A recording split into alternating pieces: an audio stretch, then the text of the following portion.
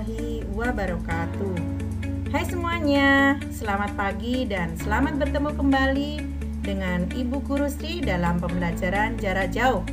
Hari ini kita akan belajar tema 5, subtema 1, muatan bahasa Indonesia, yaitu menjelaskan informasi penting dalam teks non-fiksi.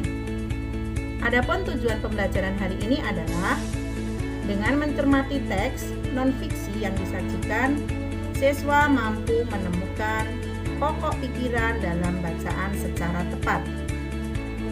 Yang kedua, dengan menyimak penjelasan dan mencermati teks bacaan, siswa mampu membuat pertanyaan-pertanyaan sehubungan dengan bacaan secara tepat. Dan yang ketiga adalah dengan mencermati teks bacaan yang disajikan, siswa mampu menemukan pokok pikiran dan informasi penting dari bacaan secara tepat.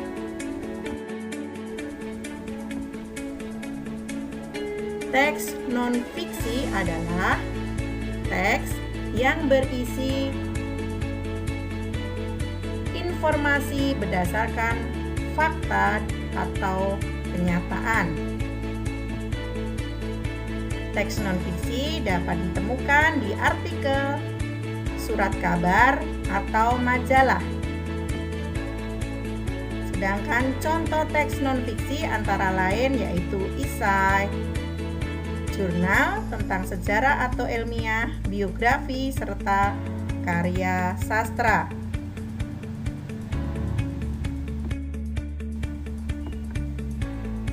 Dalam teks non-fiksi, informasi-informasi yang disajikan tentunya memiliki keterkaitan satu sama lain secara berurutan sesuai kenyataan yang ada.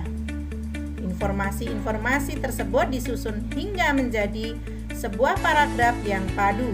Setelah itu, paragraf-paragraf digabungkan hingga menjadi sebuah teks non-fiksi. Teks non-fiksi dapat dipahami isinya jika kita dapat menggali informasi teks tersebut. Langkah selanjutnya adalah dengan menjawab pertanyaan berdasarkan teks yang telah dibaca. Menentukan ide pokok dalam teks non-fiksi. Ide pokok teks adalah inti permasalahan dari suatu teks. Ide pokok berisi gagasan dasar mengenai suatu hal atau suatu kejadian yang ingin disampaikan oleh pembuat teks.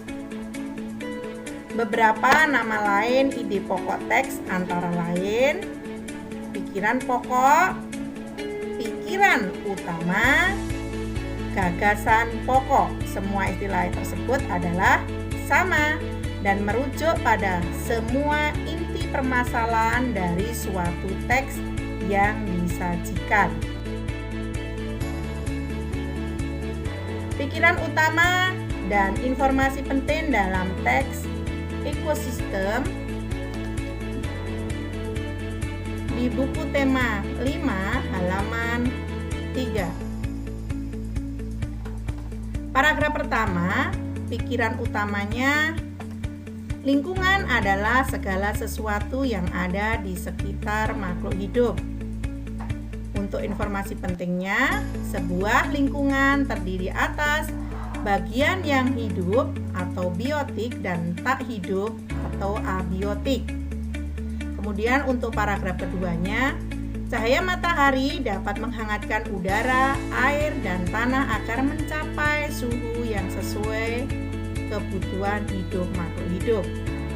Sementara untuk informasi pentingnya adalah cahaya matahari juga membantu tumbuhan membuat makanan.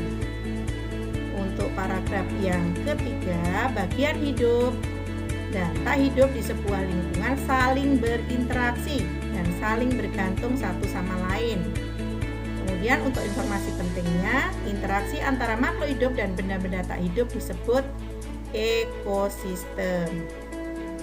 Kemudian untuk pikiran utama, paragraf keempat adalah individu adalah makhluk hidup tunggal. Dan untuk informasi pentingnya, rekapitulasi adalah sampai daerah tertentu.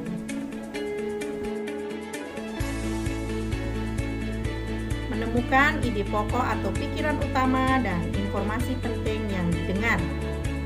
Untuk menemukan ide pokok dan informasi penting dapat memperhatikan hal-hal berikut ini. Yang pertama adalah dengarkan teks non-fiksi yang dibacakan dengan seksama. Catatlah kata-kata kunci yang terdapat dalam setiap paragrafnya. Gunakan kata tanya apa, siapa, di mana, kapan, mengapa, dan bagaimana untuk membantu menemukan ide pokok dan informasi penting pada setiap paragraf. Ini ada pikiran utama dan informasi penting di halaman 13 tema kelima. Untuk paragraf pertama, pikiran utamanya pada dasarnya ekosistem yang ada itu ada dua, yaitu ekosistem alami dan ekosistem buatan. Sedangkan informasi pentingnya dari mulai ekosistem alami sampai kebutuhan manusia. Dan selanjutnya untuk paragraf yang kedua, 3 sudah bisa kalian lanjutkan sendiri. Selanjutnya yaitu mempresentasikan informasi dalam peta pikiran yang telah dibuat. Untuk mempresentasikan sebuah informasi dalam peta pikiran yang telah dibuat, hal-hal yang perlu diperhatikan adalah sikap tubuh yang tegap, adanya kontak mata dengan pendengar, penggunaan lafal dan intonasi ketika menjelaskan. Yang keempat, pemilihan kata yang tepat ketika mengucapkan salam pembuka dan penutup, serta ketika sedang mempresentasikan isi informasi dalam peta pikiran.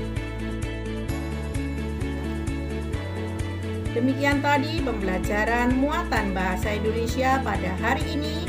Semoga dapat kalian pahami dan bermanfaat. Terima kasih. Wassalamualaikum warahmatullahi wabarakatuh.